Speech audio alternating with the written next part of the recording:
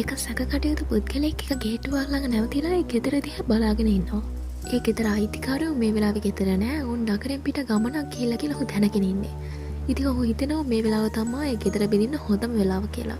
ඉතින් තවත් පරක්කු වෙන්නේ නැතුව මේ මිනිස්සයා ගෙදර ප්‍රධාන දොරෙන් ගෙට ඇතුළු වෙලා කොරිඩෝව දිගේ ඒ ගෙදර සාලේ පැත්තට ඇවිදගෙන යනවා. ඒත් සාලේදී නොහිතපු දෙයක් දැකලා ඔහු තැති ගන්නවා. ඔහු දකිනවා සාලේ මැදින් වූ පුටුවක වයසක කාන්තාව ඔහුට පිටුපා වාඩි වෙලා ඉන්නවා.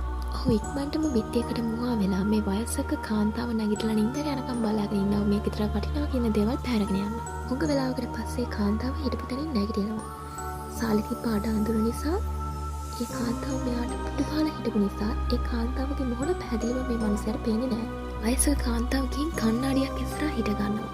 මේ මනුස්සයා බලාගෙන ඉන්නේ කොයි වෙලේද මේ කාන්තාව නිදාගන්නේ කියලා. වඩාත් හොඳින් කාන්තාව දිහා බැලුවම මේ මනුස්සයා ගොඩක් බය වෙනවා. ඔහු දකිනවා කණ්ණාඩියෙන් මේ කාන්තාවගේ ඡායාව පේන්නේ නැහැ කියලා.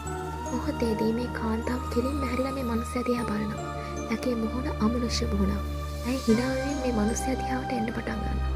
ඇයි hina වෙලා කියනවා ඔබ කවදාවත් මේකකින් පණ පිටින් යන එකක් නෑ.